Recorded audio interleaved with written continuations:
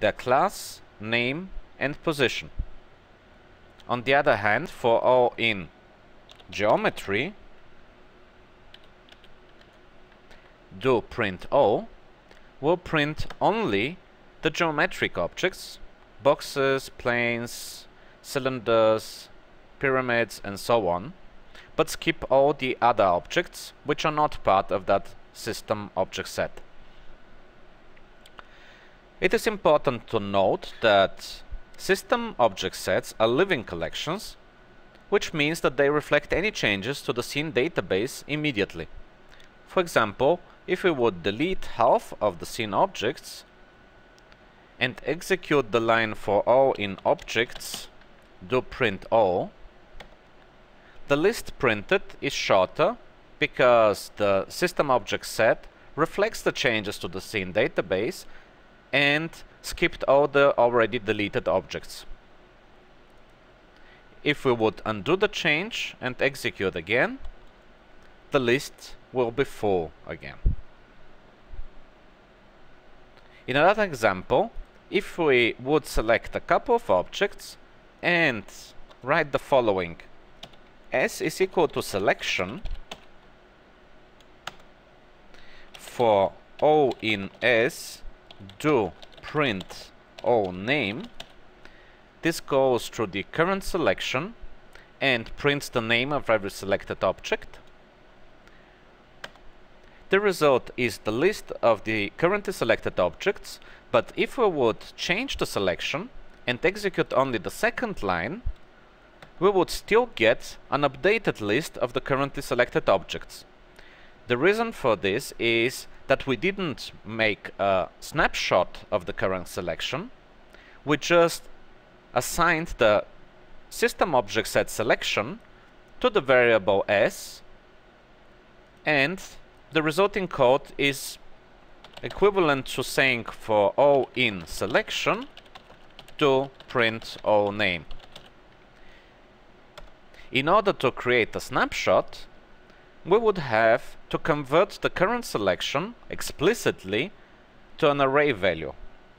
For example, S is equal to selection as array turns the current selection into an array value, and now selecting other objects and executing the line for O in S to print O name is always going to print the previously selected objects, which were converted to an array value when this line was executed, and they will stay in memory no matter what objects are being selected in the current scene. We can define our own object collections by using the $ as a prefix and specifying a path name using the wildcard characters like star and question mark. For example, my boxes is equal to $box star defines a path to all the objects whose name starts with box, is followed by any number of characters, and has any parent, and it's part of the scene database. In this case, we can say print my boxes, and the result will be the boxes 1, 2 and 3 printed to the listener.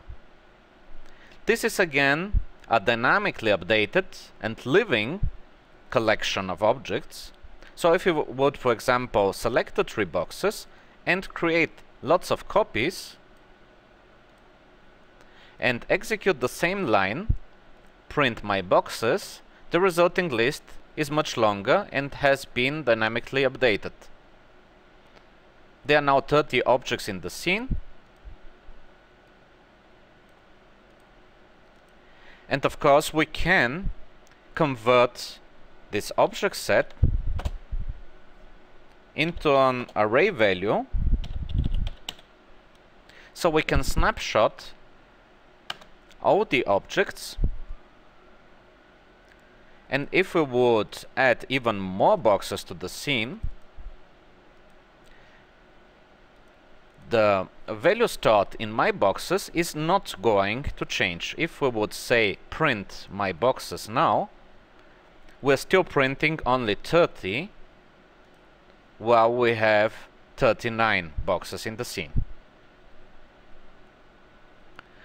We can also use the star character anywhere in the name. For example, we can say the boss is equal to $ star SPH star as array, and the result is an array containing both a sphere and a geosphere, because both contain the three characters SPH somewhere in the name, the one in the beginning, the other one in the middle. It is also possible to use the question mark character in order to collect only objects that have a single character that is different. For example, if we would say $box question mark 1, this would result in an array which has the objects 0, 1, box 11, 21 and 31,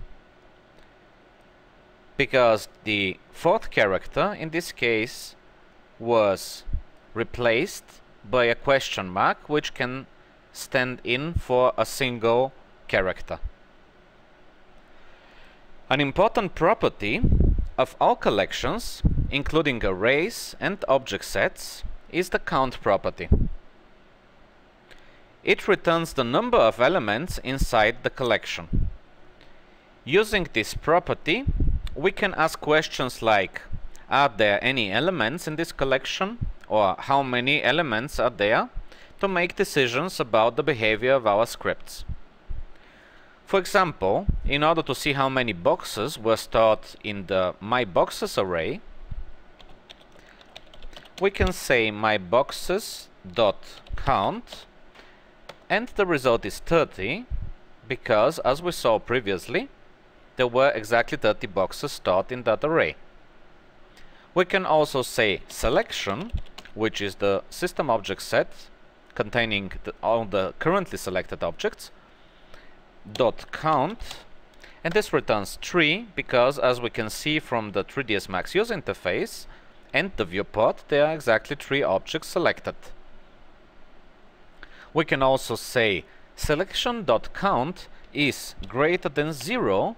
This is going to return true if there are any objects selected, and false if nothing is selected.